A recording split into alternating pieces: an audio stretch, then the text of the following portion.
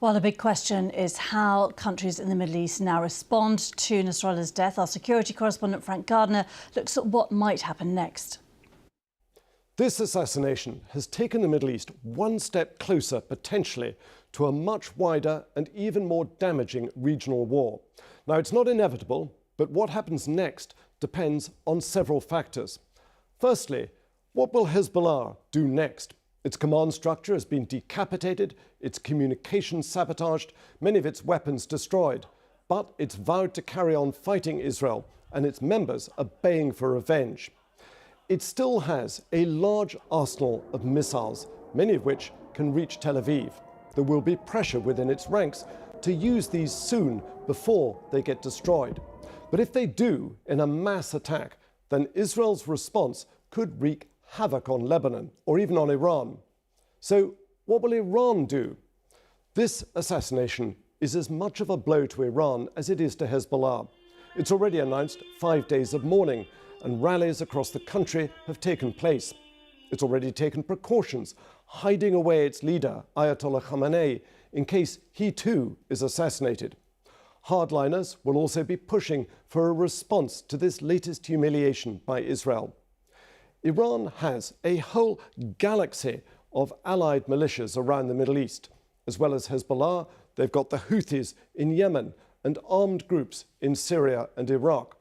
Iran could ask these to step up their attacks on both Israel and US bases in the region. But whatever response Iran chooses, it will likely calibrate it to be just short of triggering a war it cannot win. And what will Israel do next? Well, the one thing it's not doing is pausing for a ceasefire. It reckons it's got Hezbollah on the back foot now, so it'll want to press on with its military campaign until the threat of those missiles is removed. Short of a Hezbollah surrender, and that's pretty unlikely, it's almost inevitable we could see this. Israeli ground troops going into Lebanon. They've been training for it this week. Their priority will be to find and destroy those remaining missiles, many of which are underground. Going in will be easy, but getting out could, like Gaza, take months.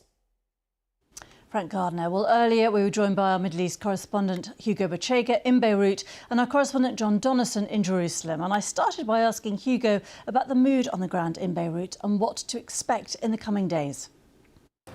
Yeah, Gita, I think there is a tense, anxious wait here in Beirut and also across Lebanon. I think people want to see how Hezbollah is going to respond. No matter your political affiliations here, Hezbollah and Hassan Nasrallah are extremely powerful. Nasrallah, for 30 years, was the leader of a group that is often described as a state within the state here in Lebanon. Obviously, Hezbollah is considered a terrorist organization by the UK, by the US, many others in the West. But here in Lebanon, it is much more than a militia. It is a political party, has representation in parliament.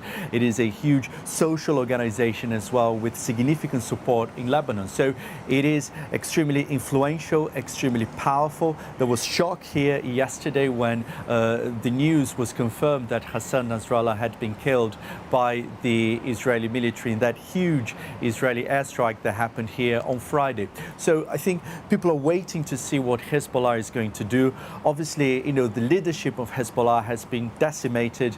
Hezbollah has been extremely, weakened by almost 2 weeks of intense Israeli airstrikes. So we still don't know how this response is going to be. We still don't know the ability that Hezbollah has to organize a response and carry out a significant response. But obviously, despite those attacks, Hezbollah continues to be a formidable force. It still has thousands of rockets, including missiles that can strike deep inside Israel. It has thousands of fighters who've been to Syria, so experienced fighters.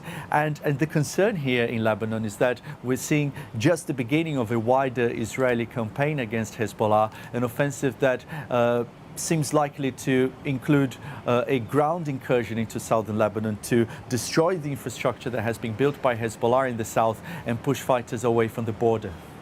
And thank you for that, John Donnison in Jerusalem.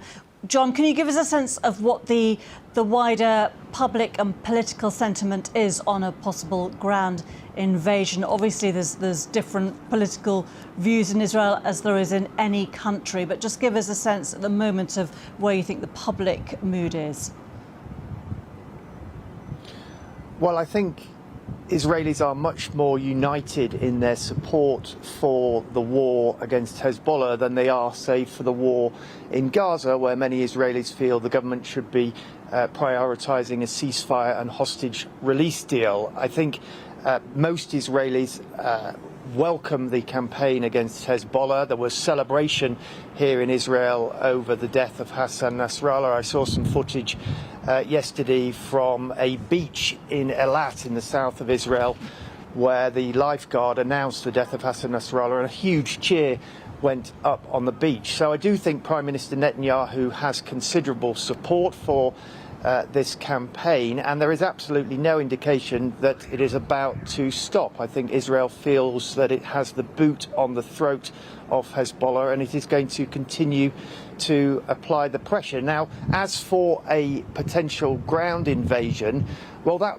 comes with risks. You'll remember back in 2006, the last time Hezbollah and Israel had a full-scale war, Israel went in with ground troops.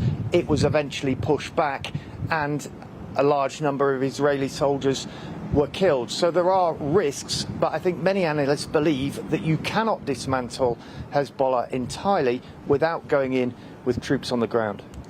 And Hugo, in terms of Hezbollah's fighting strength, we've heard in the past about how formidable it is, and yet its leader has been taken out. Many of the top commanders have been taken out. Their communication systems have been obviously attacked in the last 2 weeks. What position is it in now to resist against an Israeli ground invasion, if that's what we are going to see? Yeah, so we've seen that Hezbollah has remained defiant, but it has been weakened. It has been, damaged by 2 weeks of intense Israeli attacks. Its communications network has been disrupted. Its leadership has been decimated.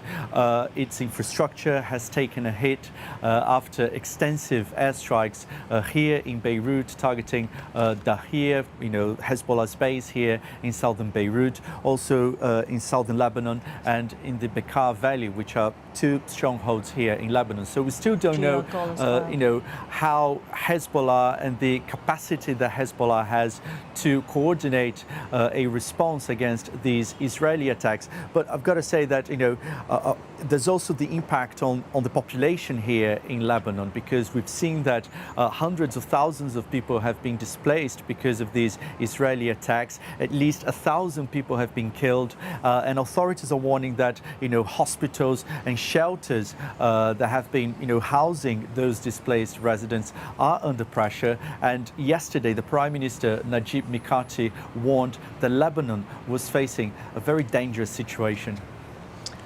And John Donison, obviously this comes all against the backdrop of a changing American political backdrop, with the US election due in about 5 weeks' time. Joe Biden has been a staunch supporter of the Israeli leadership, Mr. Netanyahu. This is all taking place, though, as we look to November. We don't know what level of support will come for Israel and what it does. Does that affect at all, do you think, the calculation of how the government is acting and its own timeline?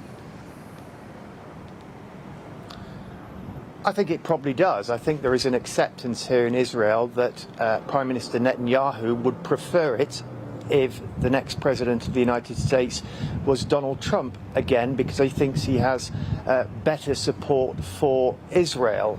But I don't think we're going to see any major shift in policy from the Americans in the run-up to the election. If we ended up with a Kamala Harris presidency, perhaps there could be a shift in direction. But the truth of the matter is that, America, led by President Biden, has been putting huge pressure on Israel to try and get a ceasefire deal, not only with Hezbollah in Lebanon, but for months now in Gaza. And all that pressure has led to nothing. And I think the truth is Israel is doing what it thinks is necessary to protect its citizens, and no one within the international community. Even the Americans, Israel's staunchest ally, can do anything to stop them.